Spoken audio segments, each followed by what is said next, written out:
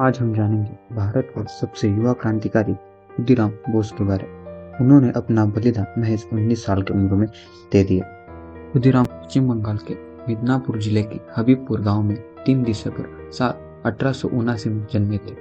उनके पिता का नाम त्रैलोक्यनाथ बोस था और माता का नाम लक्ष्मी प्रिया था।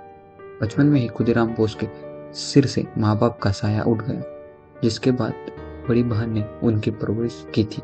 खुदीराम ने अपनी शुरुआती पढ़ाई हैमिल्टन हाई स्कूल से की थी। खुदीराम बोस के मन में बचपन से ही देशभक्ति की भावना थी, इसलिए उन्होंने स्कूल के दिनों से ही राजनीतिक गतिविधियों में हिस्सा लेने शुरू कर दिया।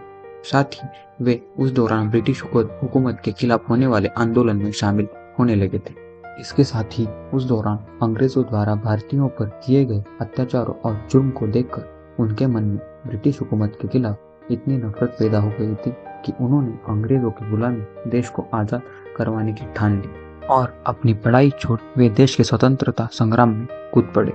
साल 1906 में जब खुदीराम बोस अंग्रेजों द्वारा बैन मैगजीन सोनार बांग्ला बांट रहे थे, तब उन्हें ब्रिटिश पुलिस अधिकारियों ने गिरफ्तार कर लिया। हालांकि उस समय खुदीराम बोस अंग्रेज अधिकारी को घायल करके भागने में कामयाब हो गए। इस घटना के बाद 1907 में उन्होंने पुलिस स्टेशनों के पास बम ब्लास्ट किए, डाकघरों को लूटा, अंग्रेजों के अफसरों पर हमला किया और तमाम अन्य क्रांतिकारी गतिविधियों को अंजाम दिया, जिसके बाद उन पर राजद्रोह का केस चल गया।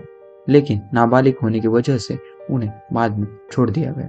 कलकत्ता में उन दिनों चीफ प्रेसिडेंसी मजिस्ट्रेट के पद पर किंग्सफोर्ड था, जो कि बेहद सख्त और क्रूर अधिकारी एवं भारतीय क्रांतिकारियों के खिलाफ अपने सख्त फैसलों के लिए जाना जाता था। उसके अत्याचारों से त्रस्त आकर युगांतर दल के नेता वीरेंद्र कुमार ने घोष की किंग्सफोर्ड को मारने की साजिश रची और इसके लिए उन्होंने खुदीराम बोस एवं प्रफुल्ल चाकी को चुना, जिसके बाद वे दोनों इस काम को अंजाम देने के मकसद से मुजफ्फर पहुंच गए और किंग्सफोर्ड की दैनिक गतिविधियों पर नजर रखने लगे। फिर 23 अप्रैल 1908 में खुदीराम बोस और प्रफुल्ल चाकी ने जब रात के अंधेरे में किंग्सफोर्ड जैसी एक बग्गी सामने आती हुई देखी तो उस पर बम फेंक दिया। लेकिन दुर्भाग्यवश इस घटना में किंग्सफोर्ड की पत्नी और बेटी मारी गई। लेकिन खुदीराम और उनके साथी उस समय यह समझ लिया कि वे किंग्सफोर्ड को मारने में सफल हो, इसलिए आनन फानन में वे दोनों क्रांतिकारी घटनास्थल से भाग निकले। इस घटना के बाद खुदीराम के साथी प्रफुल्ल चाकी ने ब्रिटिश अधिकारियों द्वारा घेर लिए गए, जिस देख उन्होंने खुद को गोली मारकर अपनी शहादत दे दी। इसके बाद खुदीराम को ब्रिटिश पुलिस अधिकारियों द्वारा गिरफ्तार कर लिया गया और हत्या का केस दर्ज किया गया। गिरफ्तारी के बाद भी खुदीराम बोस अंग्रेज अफसरों से डरे नहीं, बल्कि उन्होंने किंग्सफोर्ड को हत्या का प्रयास करने का अपना अपराध कबूल कर लिया, जिसके चलते इस युवा क्रांतिकारी को 13 जुलाई साल 1908 में कोर्ट द्वारा फांसी की सजा का ऐलान किया गया और 11 अगस्त 1908 को इस निर्भीक क्रांतिकारी को फांसी के फंदे लटकाया गया। इस तरह खुदीराम ने अपने जीवन की आखिरी सांस तक देश की आजादी के लिए लड़ते रहे और अपनी प्राणों की आहुति दे दी।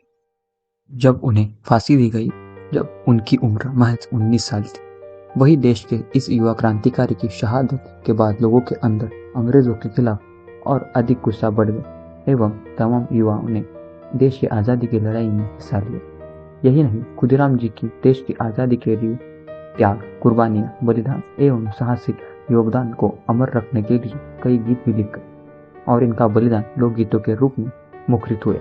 इसके अलावा इनके सम्मान में कई भावपूर्ण गीतों की रचना हुई, जिन्हें बंगाल के गायक आज भी गाते हैं। देश के इस युवा महान क्रांतिकारी के लिए देशवासियों के हृदय में अपार सम्मान और प्रेम, साथ ही इनका जीवन लोगों के अंदर राष्ट्र प्रेम की भावना जागरूक करता है। खुदीराम की शहादत ने भारतीय स्वतंत्रता संग्राम एक नई धार दी और फिर कई अरसों की लड़ाई के बाद देश की आज़ादी प्राप्त हुई।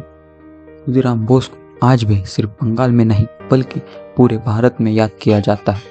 उनके युवा शक्ति की आज भी मिसाल दी जाती है। भारत स्वतंत्रता के इतिहास में कई उम्र के शूरवीरों ने अपनी जान न्यौछावर की, जिसमें खुदीराम बोस का नाम स्वर्ण अक्षरों में लिखा जाता है। खुदीराम बोस को स्वाधीनता संघर्ष का महानायक भी कहा जाता है। निश्चित ही जब जब भारतीय आज़ादी के संघर्ष की बात की जाएगी, तब तब खुदीराम बोस का नाम गर्व से लिया जाएगा। धन्य है वह धरती जहाँ इस महापुरुष ने जन्म लिया। ऐसे ही शूरवीरों की जानकारी के लिए वीडियो को लाइक शेयर कीजिए और चैनल को सब्सक्राइब कीजिए। अब हम मिलते हैं आपको अगली वीडियो में। जय हिंद, जय भारत।